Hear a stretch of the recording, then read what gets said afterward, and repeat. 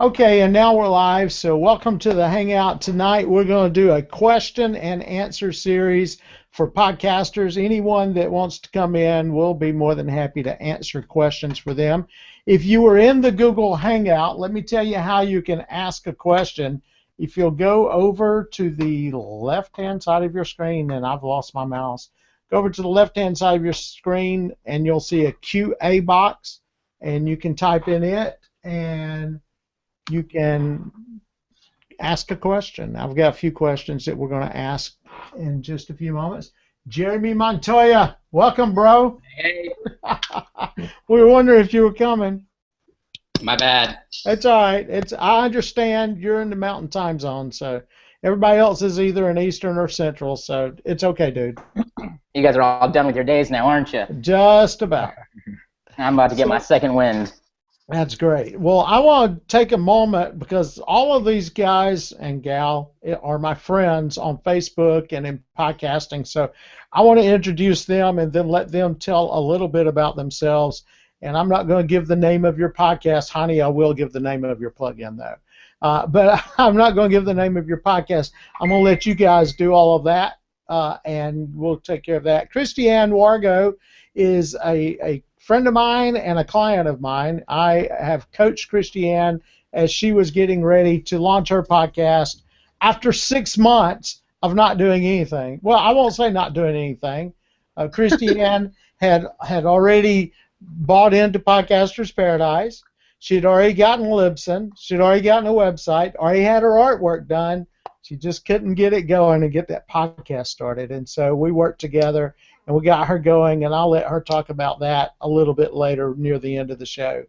Next to her is Joe Pardo. Joe is up in the Northeast, and he is the Mid-Atlantic, actually. I hope the weather's calmed down now, Joe. But Joe is a podcaster and has just recently published his very first book. And he's getting, I think you said you had about 300 purchases already. So that's awesome, Joe.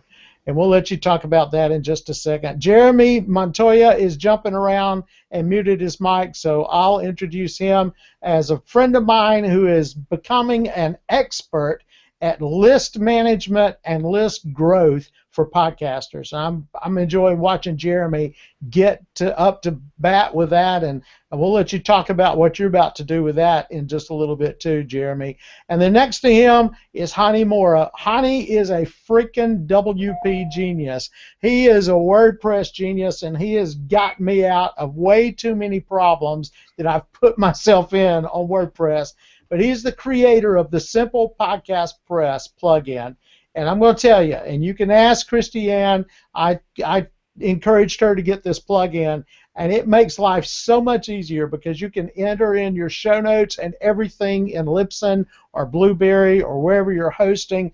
And when it publishes to iTunes and all your other directories, it also publishes everything to your website as well. And it is an awesome plugin that will save you loads of time. Plus, there's a lot of other great features as well. You will be able to see all of your ratings and reviews internationally, not just in your country. And so I love that feature, except for when I get bad reviews, but that's okay. but I really do love that feature. And just recently, Hani had someone complain, matter of fact, 2 days ago, if I'm not mistaken, complained that the player wasn't showing up on their homepage. Hani jumps in, fixes it on the fly, updates the plugin. Now everybody else who's having that problem, it's solved. And he's getting ready for some major updates coming up as well. So, Hani, I'm finished bragging about you now. We'll let you talk a little bit in just a moment. Kristianne, tell us about your podcast and a little bit of your journey.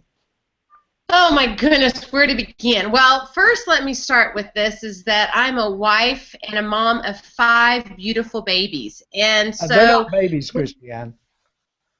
Oh, yes, they are. College, all the way down to 4th grade, okay? Wow. They're still babies no matter what the age. And with that, my life is chaotic. We are a party every day. It's an awesome way of life, but I am a busy mommy just because of how many people I have in my life. with all of that kind of combined, I've had this dream for years on my journey, and did not realize that it would lead me to podcasting. I really saw myself as a speaker, but little did I know that I was going to bring this into a daily podcast. And so, crazy enough, I was hoping to launch sometime in 2014. Wasn't sure. I was really hoping for like early fall, but we had some complications with my youngest, and it made the month of October quite strenuous, and I was not able to do that. Well, then I kind of kept communication up, to make a long story short, with Philip. I call him Sir Philip. And he reached out to me and said, come on, you can do this. I know you can. I kept putting him off and putting him off. Finally, after Thanksgiving, tell you. For 2 months you put me off. Pardon me? What? For 2 months you put me off. Yes, I did. And I don't know what it was about Thanksgiving. I was like, okay, so maybe it was an eye-opener. But I launched in 3 weeks, just under 3 weeks, with 25 episodes. And it was crazy. And I did not have anything. From the time I started working with Philip, I had nothing. I had no content calendar. I didn't even know what a content calendar was. My mind wasn't there. I was in dreamland trying to figure it all out.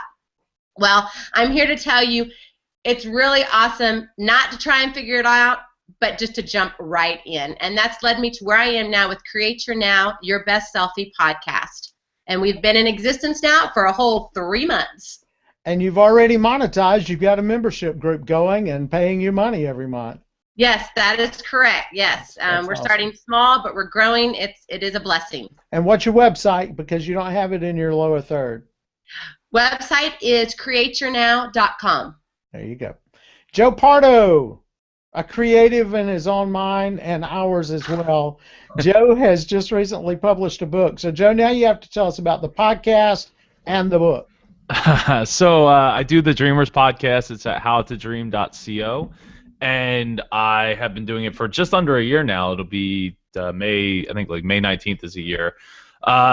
It's been an amazing journey, 160 episodes. I was doing it 5 days a week. I had to back it down because of all these other things I wanted to do, like write a book and host these events. I have the podcast Mid-Atlantic logo in the on this side, right? Yeah.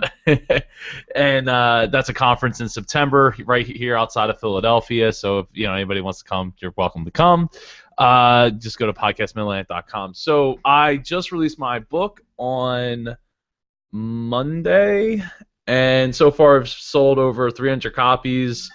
It's been a really awesome journey. I'm in the top 3 of personal transformation, so I'm a top 3 selling author in some subcategory, so that means something to somebody, I guess. But to me, it means I get to spread my message of awesome, be yourself. The book it's called 31 Life-Changing Concepts, and it's basically I hate reading books, and I didn't want to write a book I wouldn't want to read, so I wanted to write a self-development book. So I wrote it's very short, it's like 5,800 words, but it's very intentional, very well designed the way it is, and I wanted it to be a picture book for adults. So I drew my own pictures because I wasn't going to wait on anybody else, and I wanted to show the power of what someone who isn't an artist can do and put out there. And so far it's been amazing. In fact, just today, I booked my first book signing over at the local Barnes & Noble by the local college.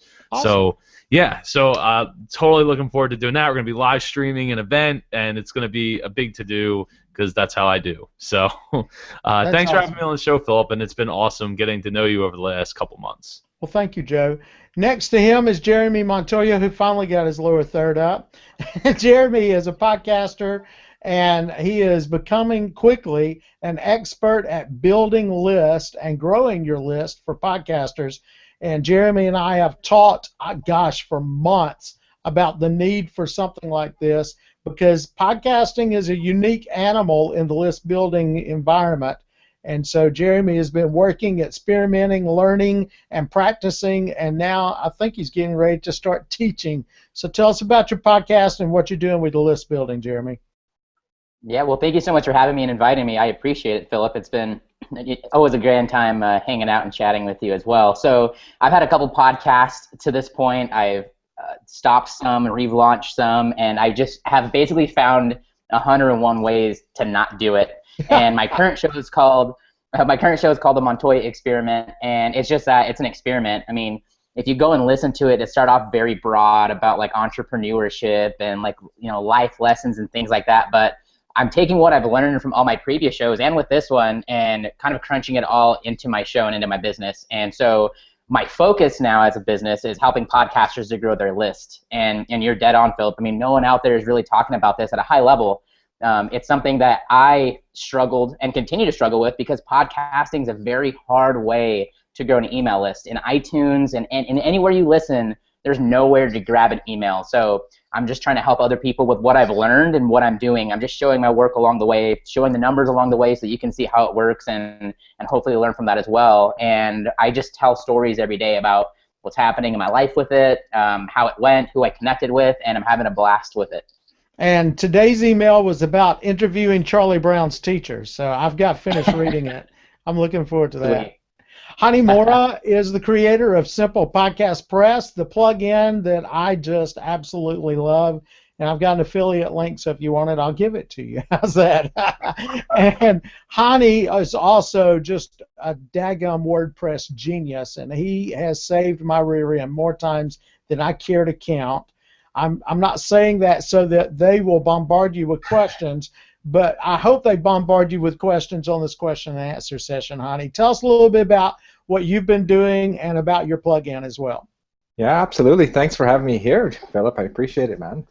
I'm the creator of Simple Podcast Press. Like you mentioned earlier, it's the plugin that kind of helps you grow your email list on autopilot. Yes, it does.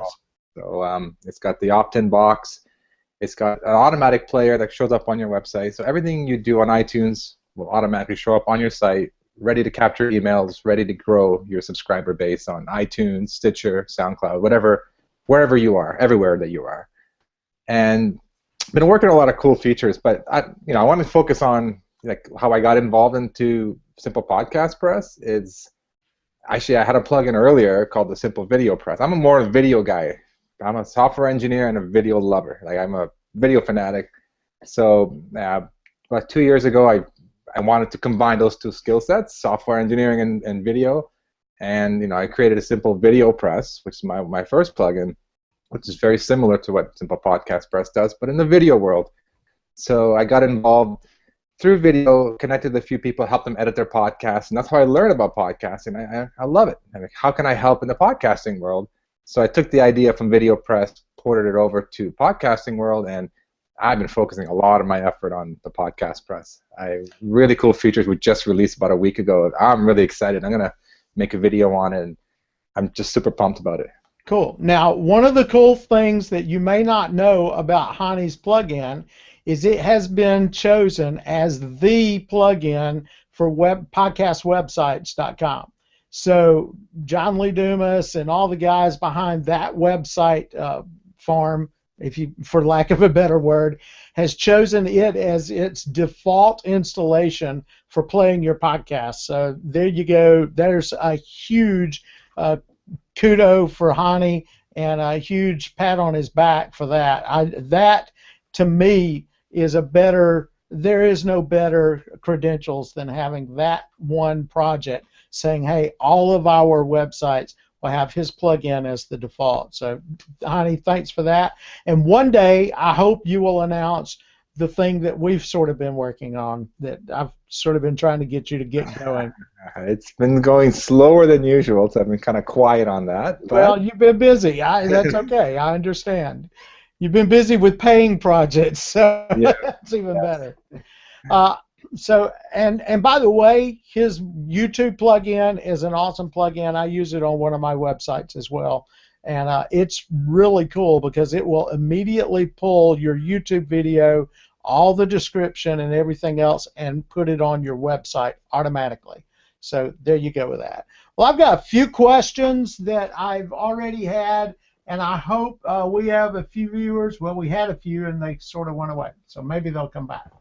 But I've got a few questions that we can ask, and I'm guessing you guys are podcasters, so you'll have a few questions as well. Well, let's start with some of these right now. The first one is, how important is it to research my niche before I start podcasting?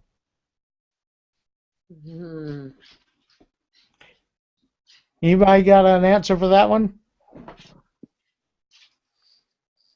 Very important. Why, Kristianne? Well, if you don't know your niche and if you're not tuned into them, then there's no way you're going to be able to relate to them. Um, if you're an entrepreneur and you're going for entrepreneurs, it's very easy because you know that niche. No, sir, you don't need. Pardon me. He wants to say something. See, he's part of my recordings all Yes, the he time. is. He's there, video or recording, either way. But truly, if you've got to be there and you've got to know them on their level, because even if you think you're reaching out to an entrepreneur and you're an entrepreneur, you may be reaching a different entrepreneur. So you've got to go deeper and really expand yourself. So research is extremely important. And how you do research, Kristianne? How do you find out more about your audience? Predominantly female moms, and you went even deeper than that. But how did you figure out who your audience was and what you needed to know about them? On a personal level, for me, I'm a very spiritual woman, and so I prayed about it, number one. Number two, I actually started asking questions. Friends, colleagues on Facebook, I would just ask questions, not saying, oh, I'm going to be doing this like I was trying to sell them something.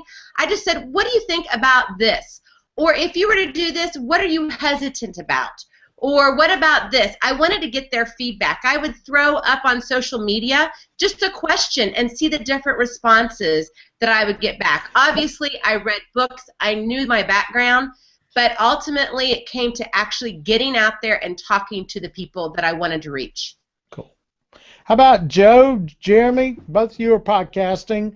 What did you do, or have you done, or what do you wish you had done to research your niche a little bit more before you launched? Yeah, what I wish I would have done in advance was have an email list of some sort. And it's cliche because that's what I talk about. But I wish I would have started blogging and created an audience before I podcast, because it's easier to get names and contacts you have to go and listen to your show than it is to get somebody who listens to your show back to you and back to your business. So even if you can start a list of 20 or 30, a lot of people do like a launch team. That can be a good start for getting others that they know into your list, but just starting to have an online presence, because there's no problem with just starting. That's like the interesting balance. I also see value in just starting, like I did with my most recent show, and then figuring out from there, like, what is your audience saying? Or maybe you put a blog post up and you get better response than others. You want to have like a gauge for those things, and when you do, you can kind of iron out your message. I think a lot of us start off with we target entrepreneurs, and then we kind of start zoning down from there, because we're targeting ourselves. We're making shows and we're producing content that's kind of for us and scratching our own itch. But you can only do that for so long until you start to hear someone else's problems. And when you start doing that, that's when you start to build some real traction. So I'm a really big fan of just even a small list, get it started, focus there. If you're going to launch a show in 6 months, spend your first 4 months heavily focused on your list. Spend those next 2 creating and producing your show. And you'll have eyes and ears there when your show goes live, versus kind of starting off with an empty room and building the hard way from there. Joe, what about you, buddy? He gave me thanks, Jeremy, for the perfect segue. Starting with the empty room, because that's basically what I did. Was mine came to me when I was just talking to a friend of mine on a plane, and by the time I got to the rental car, I already had my domain name, my Twitter handle, my Facebook page already registered with a name, and I started tweeting it or texting at people and writing a list of people that I would contact and stuff like that. So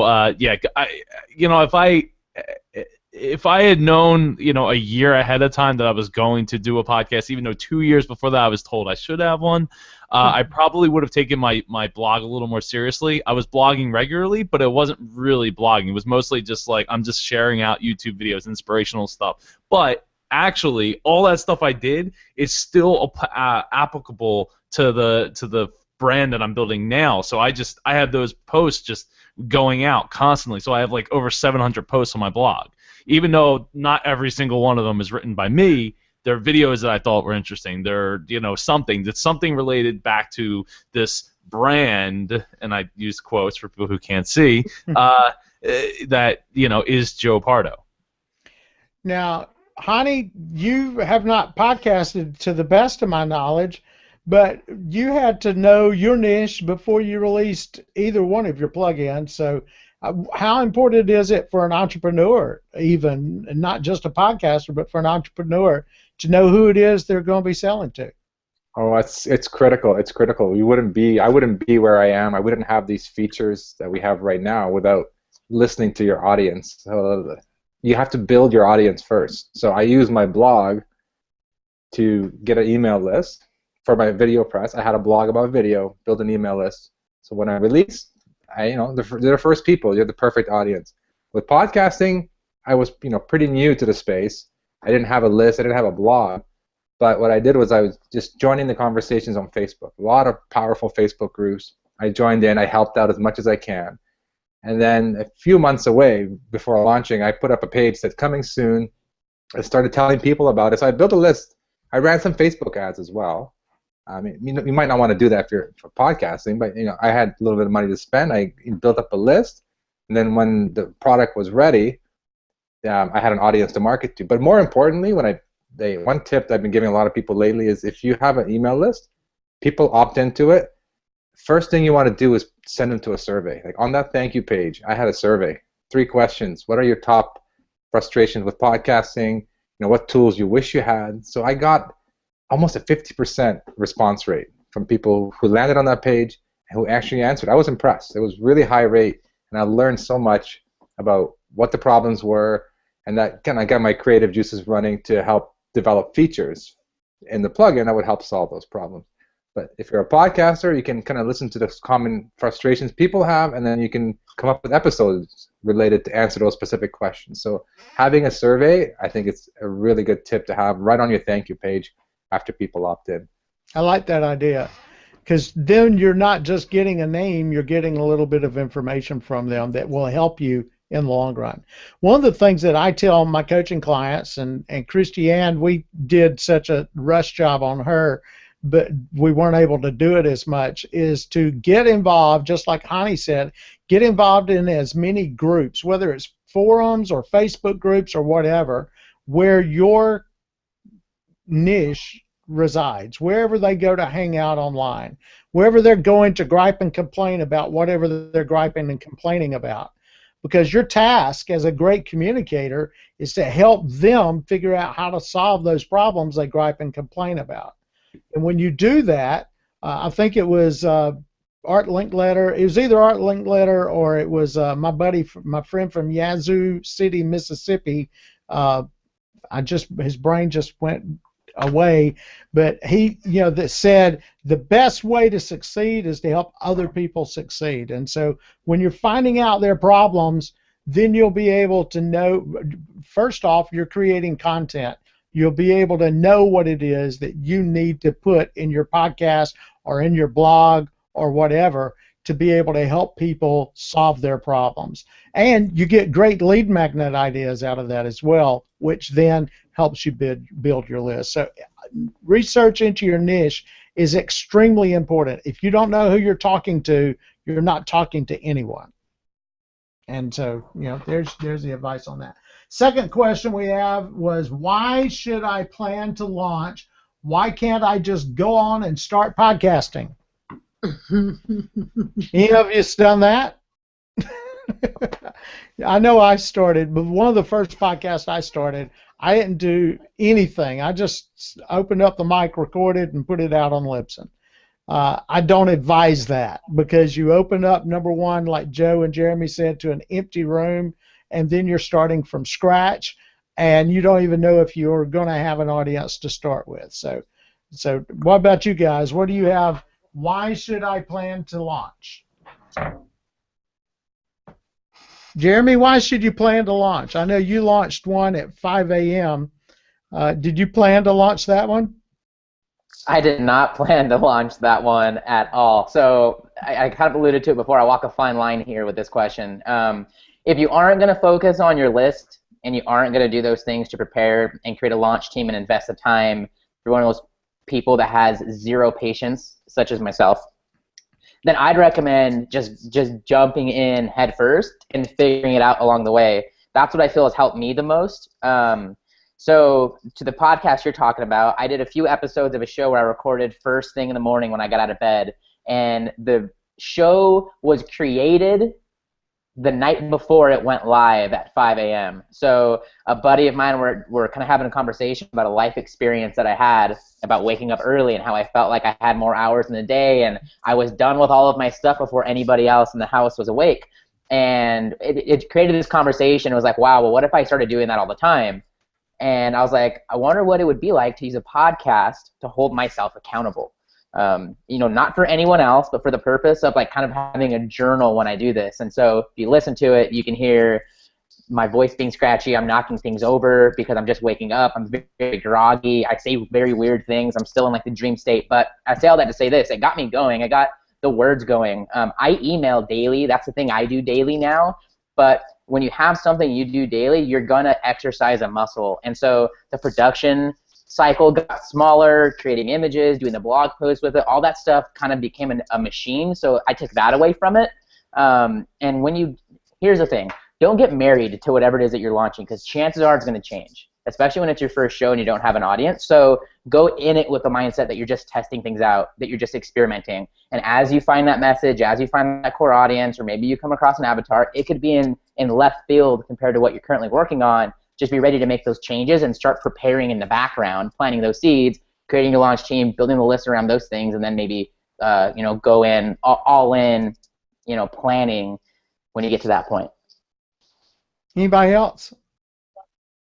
Is it important to plan before you launch? It depends on what your goal is, really. I mean, if your goal is to like, as Jeremy said, to make a podcast that's for yourself, then probably not so much. But if you're trying to make a business out of it, or drive business to a business, drive customers to a business, then yeah, you really should plan it. You shouldn't just get started. It needs to sound professional at that point. You need to know what you're doing. You need to put the research in, the time in, and the effort in to make it really work.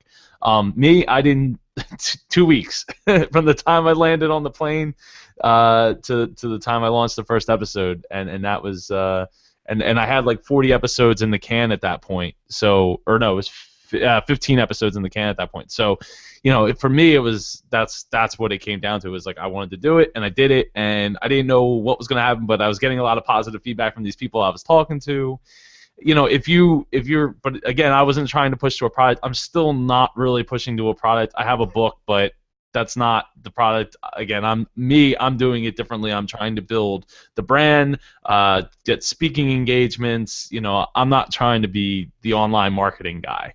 That's just my approach, and that's what I think is I believe is going to work for me. But to each their own. And I could see the value of doing it.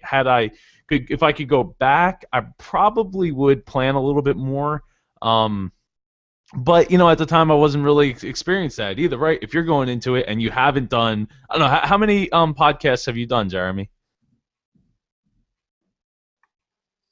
I've had 4 to date. Right. So how many episodes total, like out of all that, if you could like just guesstimate? Close to 100. Close to 100, right. So you already had experience going into whatever it is that you do now, but the average person doesn't necessarily have that experience, doesn't really know, and it's more than just technical, right? It's more than just getting the WordPress together or just figuring out hosting and all that technical stuff that you could read about for days and days and days. But really what it comes back to is the idea that you need to find your voice, and an authentic and authoritative voice that people resonate with. And that doesn't come with just figuring out the technical side, right? That comes with recording episodes. Even if you do episodes just as mock episodes to get used to talking on the mic, getting used to talking to people, getting used to asking questions to other people, or figuring out. If you're trying to do something like an Omar Zenhome, where you have an everyday podcast and you're giving out extremely amazing, I mean, I'm a huge Omar fan, information to people, like that's stuff you really, really, really need to work out like months down the road. You can't just wake up and be like, okay, we're gonna put this information out, because tomorrow you're gonna run out of information, and then what? You're gonna end up choking yourself. Kristianne, we had 3 weeks, not 60 days like I try to coach clients who are getting ready to launch. We had 3 weeks. How important was it to you rather to begin planning even in that 3 weeks for your launch day on January 5th? I think regardless of where you are, you have to have a plan. And your plan may be 1, 2, 3 steps, or it may be 1 to 100 steps. But you got to have a plan. You got to know where you are now and where you want to get to. If not, it's just a bunch of gobbledygook, and you're kind of spinning your wheels. And when you spin your wheels, you're really not going to go anywhere. So for me, having a plan, knowing that, okay, I've got to get this done. Next step is this, next is this, next is this. And I just worked it through. I was able to crank it out as fast as I did over the holidays, which was really crazy. It wasn't too bright, and I even questioned, are you sure you want to launch on January 5th? Because we knew Christmas was coming up and kids would be home and cooking and all the extra stuff that goes on with Christmas. But the cool thing was is I watched you. When I would give you an assignment, you'd say, yes, sir, and you get to it, and you got it done. And so we walked through the process in about an hour of building a content calendar. And so you got one of these big old desk calendars, and actually we looked at the calendar, we looked at what you planned to do with your business, and before you even turned the mic on for the first time, you had a calendar of 3, 4, 5, 6 months worth of content already prepared for you to just sit down and start recording. How did that help you in that process of getting going? Oh, it just allowed me to breathe. I mean, it was truly, it took the stress off of it because I already had planned. I knew, oh, the Super Bowl's coming up, and okay, I'm a big football fan, sorry guys, but I really am. And so I did actually 2 specific episodes that I threw in at the very last minute specific to the Super Bowl because I knew people would be, number 1, searching for it. Number 2, you know, sometimes as women, we really don't want to be with football, even though I, happen to love it. So it was planned out. All I had to do was to do the steps. So it made it very, very easy. In one day, I know I recorded, I think my longest record time was 15 episodes at one time. It was a whole day affair. It was crazy, but, I mean, I made it through. But had I not had that calendar, and literally, I'm talking like the big old-fashioned desk calendar that you get that has the big squares equal to this size, and we filled it in, and that's what we did. That's what we talked about, and we just knew that this is how it was going to happen, and I did. I think I had noted, and I still have the original printout or my handwritten pencil notes all over it. I think I had 62 episodes listed there, and at that time when I was launching, it was going to be 5 days a week, Monday through Friday. And now it's 7 days a week. And now it's 7 days a week. Yep.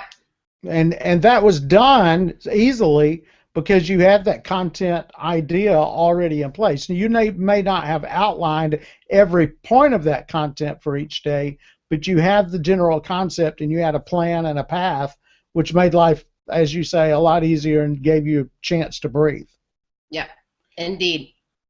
Now, Hani, I got a WordPress question for you coming up, so don't leave us, okay? I'm gonna throw in a quick comment. When I was helping people with video, it's the same idea, right? You want to have a plan. If your strategy for podcasting is to being new and noteworthy, there's a plan to that, right? You need to be prepared for that. But at the same time, I tell people be flexible. Like Jeremy said, you got to steer. You don't know. You may not know, 6 months out what you're gonna be talking about. Go with it. Listen to the reviews, read the reviews, read the feedback, the comments, and then steer your podcast or your video, whatever content you're producing, steer it to meet your audience's need. Exactly. One of the things in the interview I did with Kristianne, like one of my first 3 or 4 episodes, it was actually my first interview. And Chris and I talked about the fact that you really don't know where you're going to end up, but you at least have to have a plan to get where you want to go, and then be flexible and let the path carry you where it goes, and be willing to change when that change comes up. Kristianne planned on podcasting 5 days a week. she's now podcasting 7 days a week because she figured out, hey, if I can do 5, I can do 7. It's just 2 more. And her listeners were wanting the content. And so she's been able to do that. Her download numbers have continued to increase. She's growing her business, and she's getting public speaking engagements. And a lot of that is due to the fact that she had a strategy, but yet she was flexible enough to not have that strategy etched in stone. Rather, it was in pencil, so she could make changes as she needed to. So, Hani, that's great advice for us to know. Yeah, you need to have a plan, but don't be so handcuffed to it that it ties you down and you're not able to get the success you really do deserve. Next question is, I know what I want to podcast about. I just don't know how to get started. What should I do next? Kristianne, at Thanksgiving, that's where you were. So what did you do next? You know, that feels like ancient times ago, but it really wasn't. No, it's not. I mean, it hasn't even been barely even 6 months, I don't think now. I think for me, it was, I literally remember our conversation being, where are you now, and when do you want to launch? Like, where do I want to be at the end of all of this? And then we kind of worked our way backwards from there. And I filled in the gaps. When there was a bigger gap, I'd be like, but maybe it was because I needed it answered. It would be prefaced by me doing another activity. And so it was nice to really say, okay, this is what I'm looking at timeline.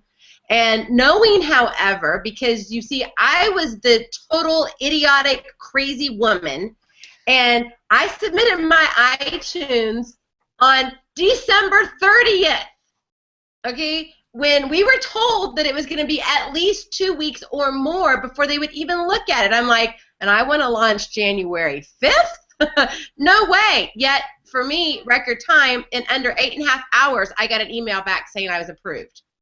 So it was one of those things, in my opinion, it was meant to be, and so it was going to happen, but I still didn't know everything. But we had a general plan. Yeah. And we just filled in those blanks as we needed to. As a hiccup or a speed bump came along, we made a switcheroo if we had to. I remember I knew nothing about GarageBand. and Philip was like, you've got older kids. Do they know anything? And I'm like, oh, yeah. So I grabbed my eldest daughter and I said, sweetheart, you do this for dance all the time. Show me these 3 things right now. You got 15 minutes to do it. And that's what she did. I said, okay, great, now I'm going to go play. And so I did what I needed to do at the time. When I hit a speed bump, I figured a way around it or over it. Or someone carry you through it. So, yeah. Very much so. And the great thing that we worked through was that you had Libsyn, you had your mic, you had your artwork, you had your website, but,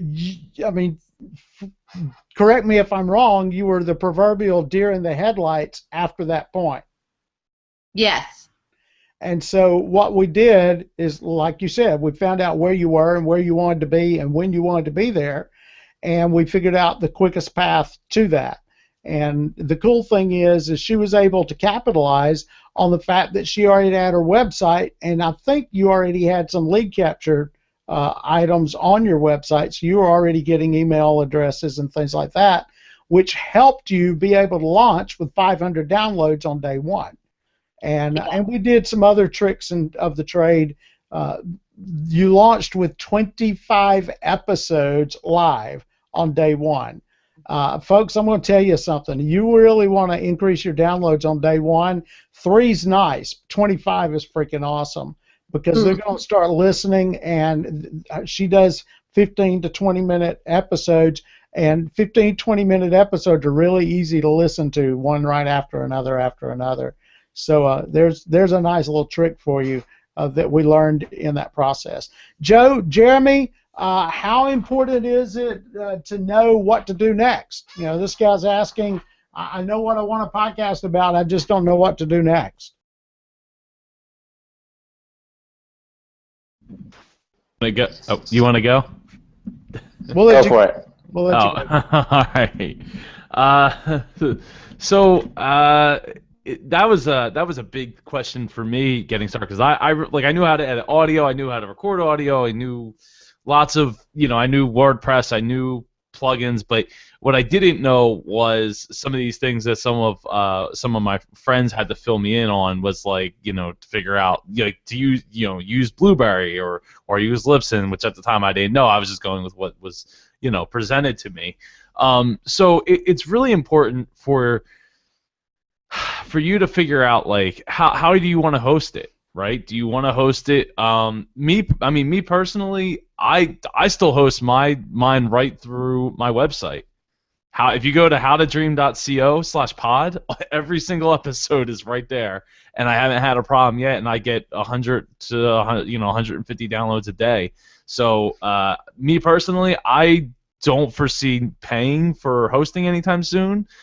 Maybe that'll change. But even when I had 10,000 downloads, like when I was on New and Noteworthy and was getting like 10,000 downloads a month, didn't have a problem then. So I don't know. I feel like my growth is going to have to be exponential before I need to go and pay for some hosting or anything like that.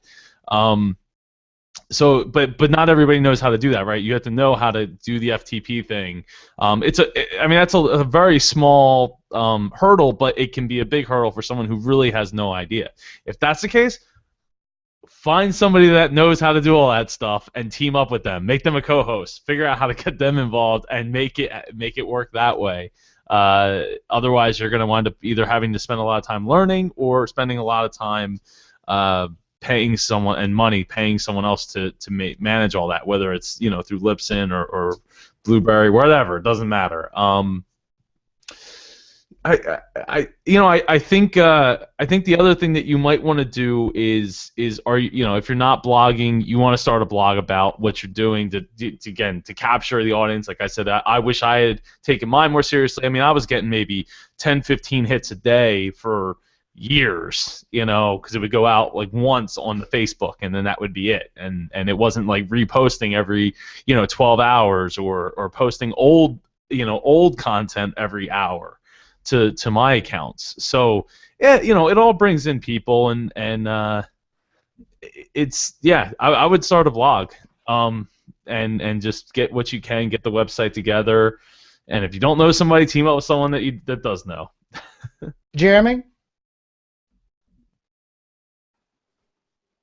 If you know what it is you want to podcast about, and let's say that you aren't blogging, like Joe was talking about, or you aren't list building, I say go ahead and try, because the chances of you actually knowing if it's going to work and it working are very, very slim. So to Joe's point, if you do go through those motions and you do launch, you're going to find out all the technical side of things, which I think most people get caught up in and just start consuming the content around it and just never end up launching or wait 6 months to a year. It can be intimidating, but when you go in head first and try to figure it out, you're gonna figure it out if you're determined. And once you do realize your idea, or you make a shift, you find your niche, you actually find your target, you're gonna have all those things under the in the bank already. When I launched my first show, I learned all of those things along the way. And so as I launched other shows, it got progressively easier, from like 6 months of consuming content to launching in a week to launching in the morning, right? Yeah. So there are some benefits to just hopping in head first and just giving it a try. And then that way when you are ready, you can either stop your current show and then start really planning and preparing, or you can change your show and pivot in that same feed. You have options, but I'd say go ahead and get started, especially if you aren't list building or any of those things yet.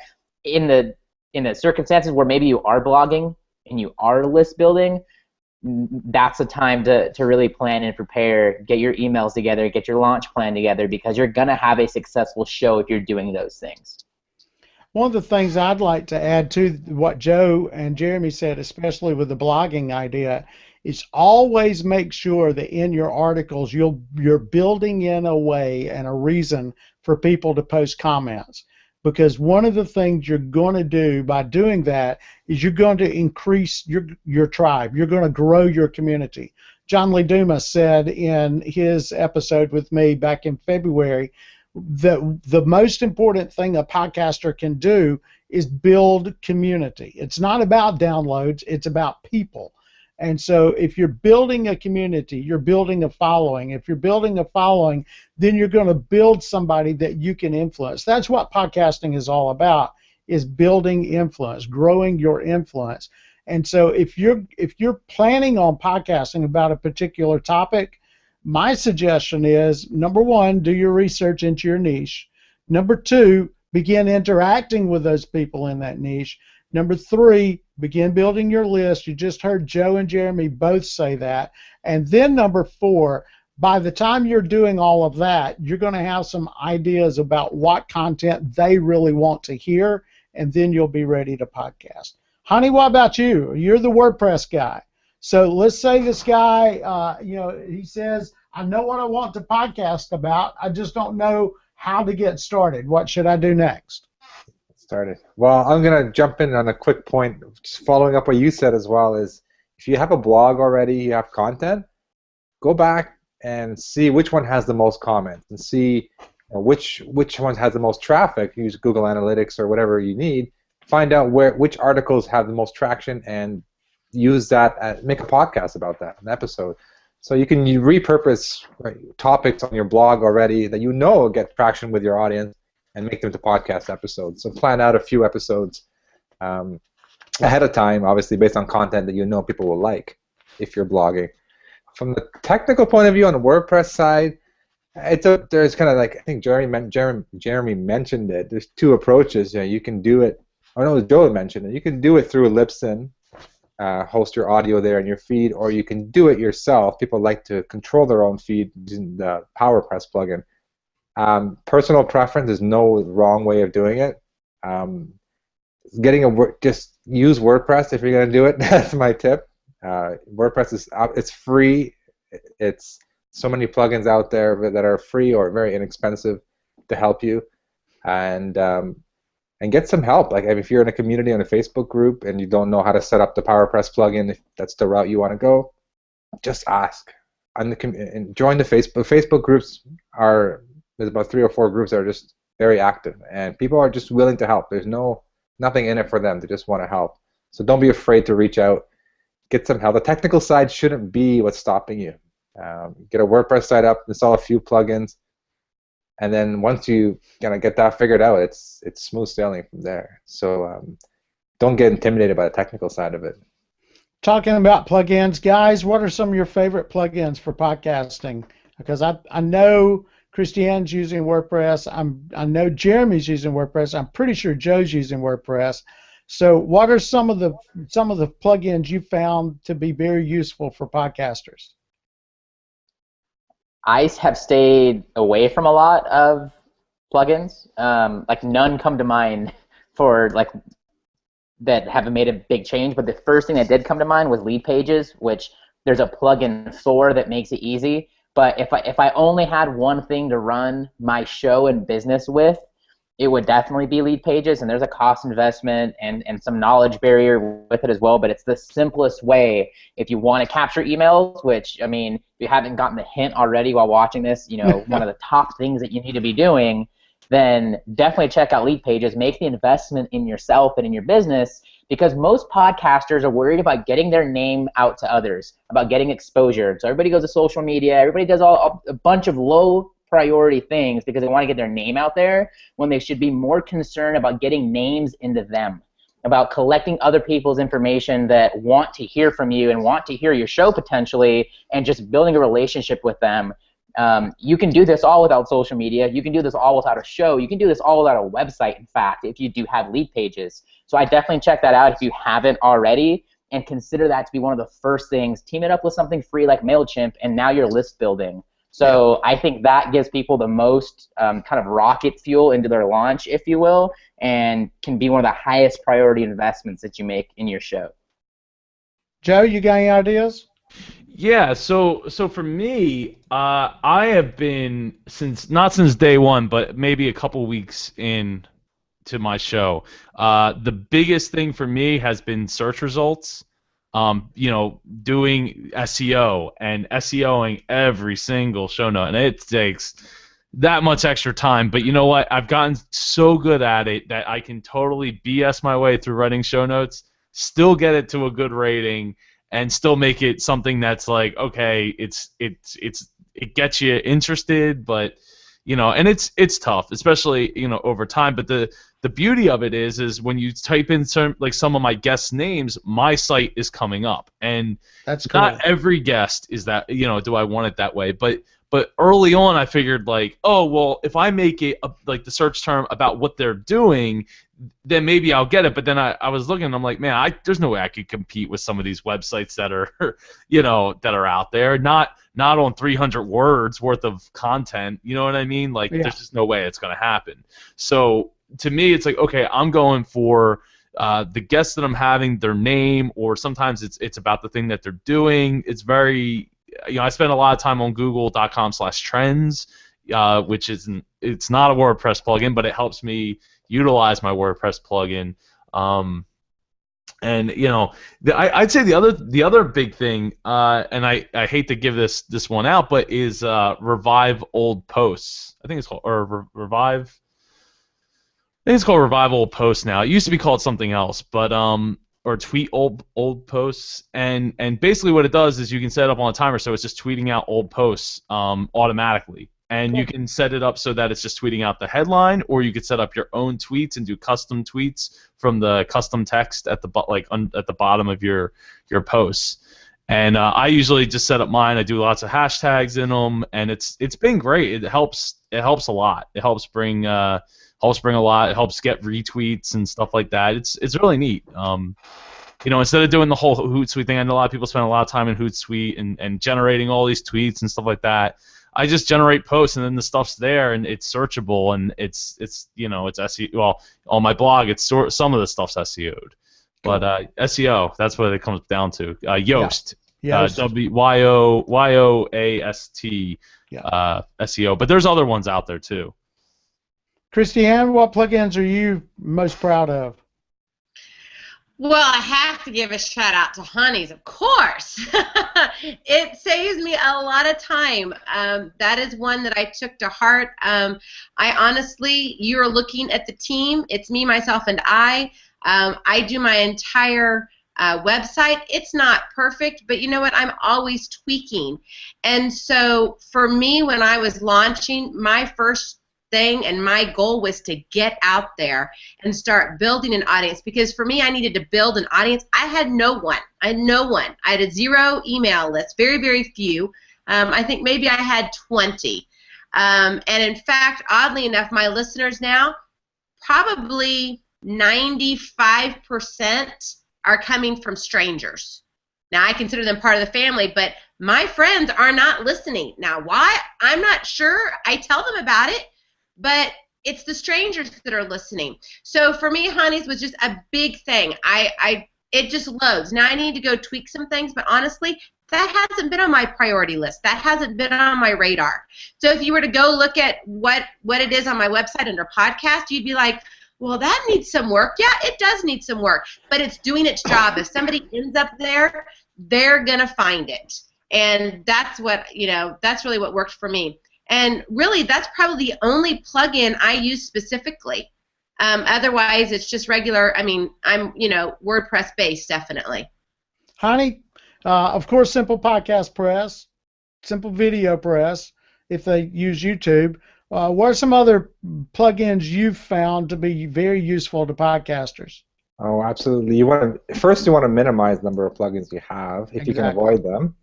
And if you were to install plugins, I have a list. I just made a list while you guys were talking. I logged into all my websites to see what I'm using right now, and you definitely want to get a backup. You want to get something that backs up your WordPress site and your WordPress database, they're two separate things. So there's a plugin called BackWP Up. That's one I've used before. I think it can push something to your Google Drive account or your Amazon. There's a few options, or Dropbox. So it's called BackWP Up. Another one that I use, it's pretty good to prevent hackers or kind of minimize hackers, is called Limit Login Attempt. And that one's good because if someone tries your password 3 or 4 times, 5 times, it locks them out for 20 minutes. So it prevents automatic scripts that try to hack into your WordPress site. GoDaddy, when you install WordPress, that plugin comes installed on your WordPress installation. Great tool. Nice. And I also like Pretty Link Lite, the free version. It's a good way to make short links, like, say my website's hanimoura.com/Philip. If I want to make that link redirect to one of Philip's sites, so it's a nice, clean way of doing it. It's free. The Pretty Link Lite. If you do that, let me know. And then there's, like Joe said, Revive Old Posts. That's a great one. That's a great tool. And social media sharing, like you want to have those, share on Facebook and that kind of stuff, Twitter. I use Flare. It's a free plugin called Flare. And the last thing is the Google Analytics. You want to have the tracking code set up. Some themes, you can put the code right in the theme itself. If your theme doesn't support that, there's a ton of them out there. I use one called Google Analytics Dashboard. Okay, so there's some great tools right there that we could all have in our websites. I'm going to show you a little feature that I absolutely love. This is not Simple Podcast Press, but this is a tool that Simple Podcast Press basically infers that you should do, and that is when you put your notes, your article, in your podcast installation on Libsyn or Blueberry or wherever, it shows up when you tap the icon. Let's see if I can get it right there. And so the advantage of that is now you have links and everything else, so you can link to, if I can get the camera to pick it up just right, you can link to Gary Leland, you can link to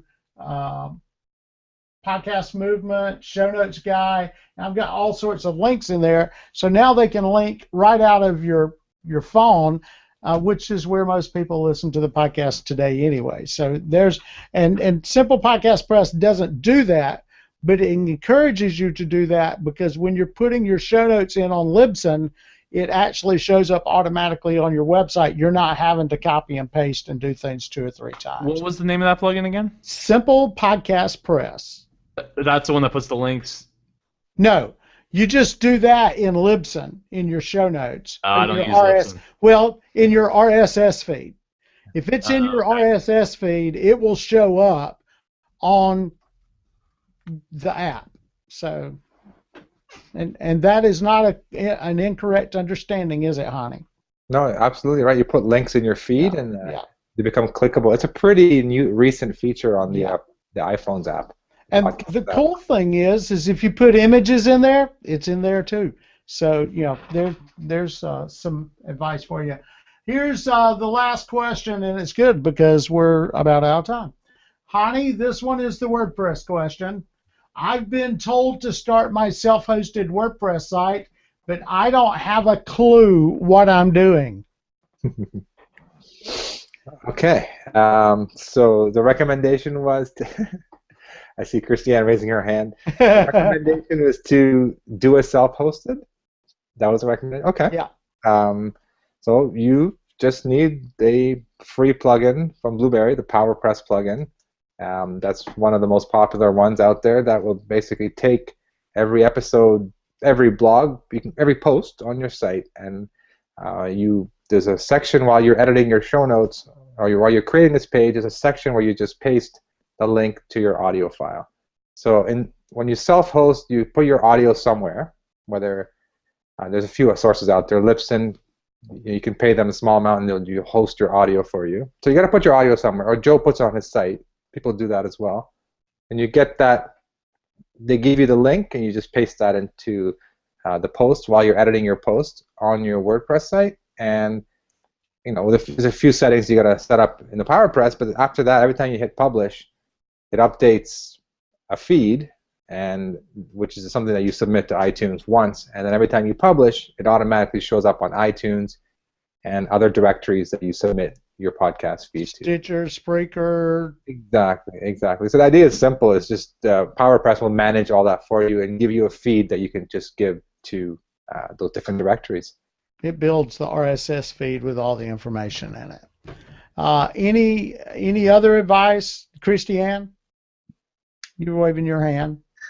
I was waving my hand because there's cat fur flying. Oh, okay. I thought you were going, hey, I got an answer. Oh, no, but really I do. Number one, if you're waiting for the perfect time is now. Nothing's going to be perfect. You're gonna keep wanting to do something. You'll see a bigger and better of something. Oh, I've got to take this class, or oh man, if I just join this. No. In fact, what I would say is you need to start now. The perfect time is now. And the second thing I would say is accountability is huge. And it's great to be among the groups, to get to know your niches, to get to sometimes even to find interviewees. But ultimately, it's a coach that you really need. Somebody who is not emotionally attached, someone who could see from the outside in, because right now you're just you're consumed with everything. And so being able to say, okay, I'm here, but I really need to be there, and I don't know what to do. I'm trying to get there, but I'm lost. What do I do? You've got somebody to either help you along, to partner with you, to guide you, or sometimes to say, stop. Just stop what you're doing and let's take this back over here. So those would be the two main things. And don't be afraid. I've never done this before. Like I said before, I'm a mom of 5. I talk all the time. I feel like I talk 24/7, 365. I think I talk in my sleep. I don't know. You have to ask my husband. If I do sleep, I don't get very many hours of sleep a night. But what I do know is that you won't know if this is for you until you do it. So truly, take Nike's slogan and just do it. It's time to jump in. Your time is to create your now. Joe, any WordPress advice? They know they need to start a WordPress site. What do they do next? Well, first you got to go to a WordPress host. So Bluehost, I use DreamHost personally, but it's whatever. Do some research, type in self-hosting reviews and just take a look and see what's going on. With all the different reviews.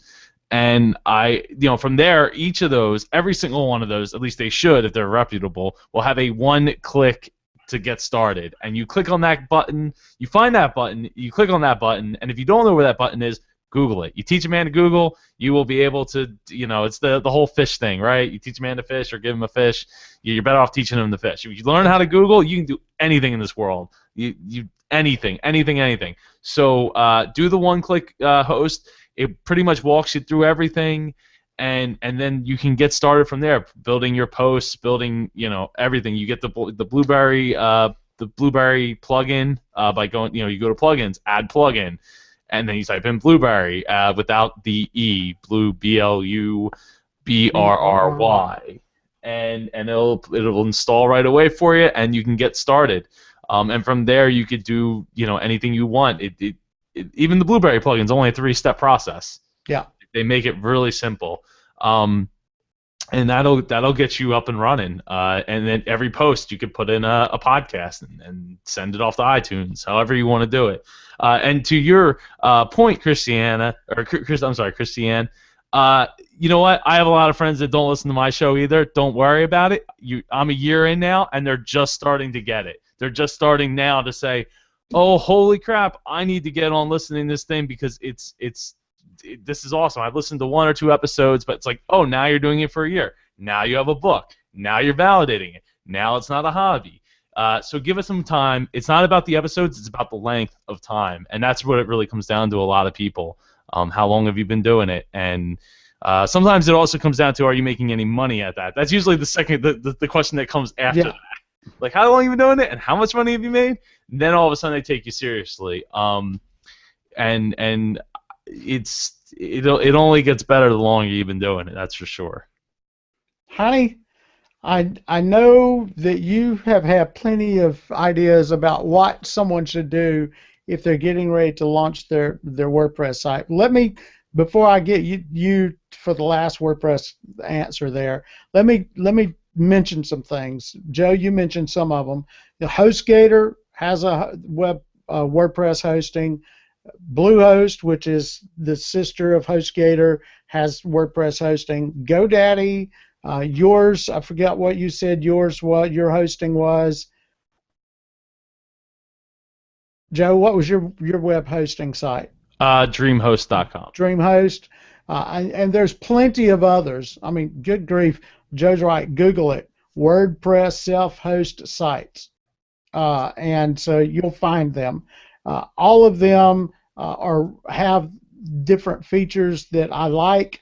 I've not found a hosting service that is perfect, but I've not found one of those that I just absolutely hate. I'm sorry, but just for anybody who doesn't know, it doesn't have to be expensive. No. I don't know about the other ones, but DreamHost, for literally like $30, you can get 2 years worth of hosting and a domain name for $30. I mean, that's just, who knows if you're gonna do it or like forever or not, but for $30, your microphone's gonna wind up costing more than that. Absolutely right. Even if it's an ATR 2100. Yes. So it doesn't have to be expensive. Right. And so my advice would be Google it, YouTube it, do something, but get it started. Hani, what about you? Yeah, you don't need to spend any money on WordPress. Is free itself. Yeah.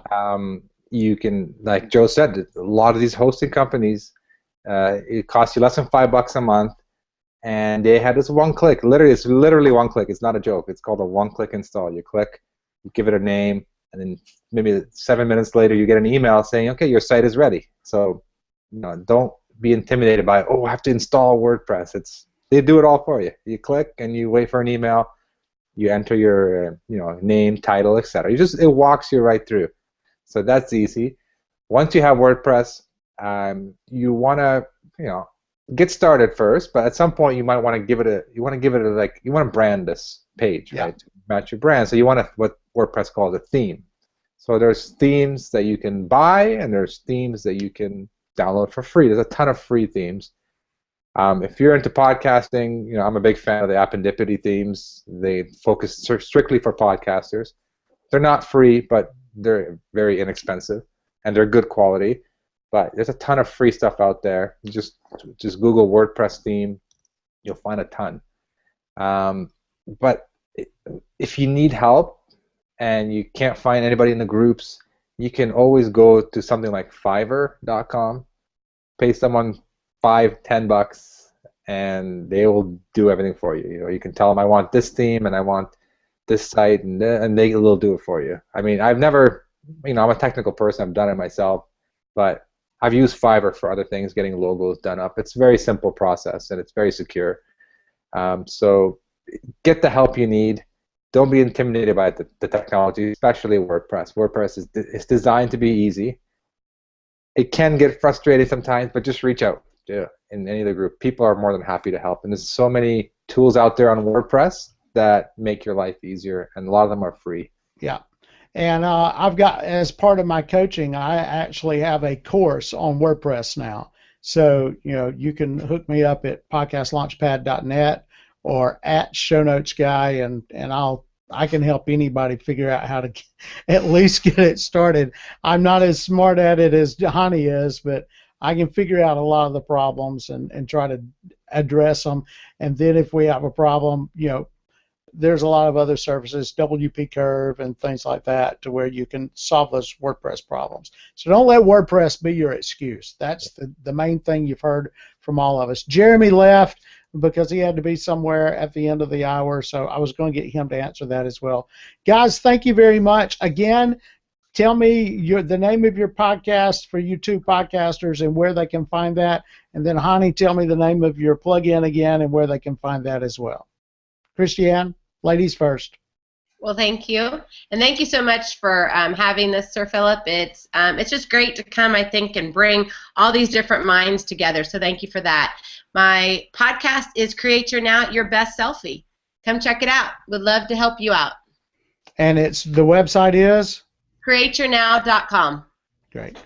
Joe?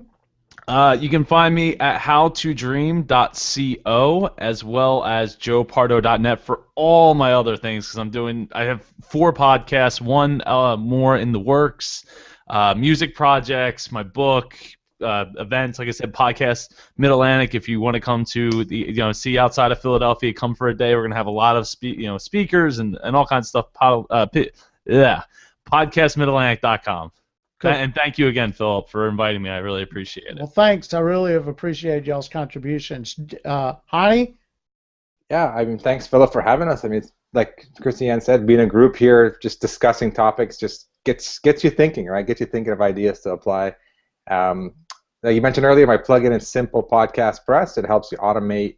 You're automating your podcast automation from your podcast onto your website, and it's also designed to help you grow your email list by adding an opt-in box. So so you can find me at simplepodcastpress.com. And if you're into video, you also might want to check out simplevideopress.com. And both of those are really great plugins. They're inexpensive, and they will knock it out of the park for you. The cool thing I love about Simple Podcast Press is I have links to every one of the directories that I'm in, whether it's iTunes, Stitcher, Spreaker, Libsyn, whatever. There's buttons that you can click on. So if you prefer to subscribe through iTunes, you can do that. If you are an Android user and you don't give a rip about iTunes, those buttons that you need are there as well. So that's a cool feature as well, not just the opt-in, which makes life a lot easier because now you're not having to go find another plug-in to put an opt-in at the bottom of every article. It's automatically there because of Simple Podcast Press. Guys, thank you very much, and lady, thank you very much. I've appreciated it and enjoyed it, and I hope someone has learned something. If you'd like more information about getting your podcast ready for launch and launching, I would suggest my website, podcastlaunchpad.net. There are plenty of others as well. But the cool thing is if you're like Kristianne and you spent thousands of dollars on great information and you don't have a clue what to do next, as she said, get a coach. Get someone who can walk you through the process, hold your hand, and then get behind you and push you when you need to be pushed. And you'll get it out there quicker, you'll get it out there better, and you'll get it out there, as we did with Kristianne's and a number of others, with an audience already built in on day one. And boy, you are on the right trajectory to success when that happens on day one, and you're not doing as Joe and I have done before, open up to an empty room. That's a hard struggle to start with from day one. So you guys have a great night. Thank you guys for being with me tonight. And like I said, I'm sure someone will hear this in the replay and they'll learn some great things in the process. Thanks very much, and y'all have a good night.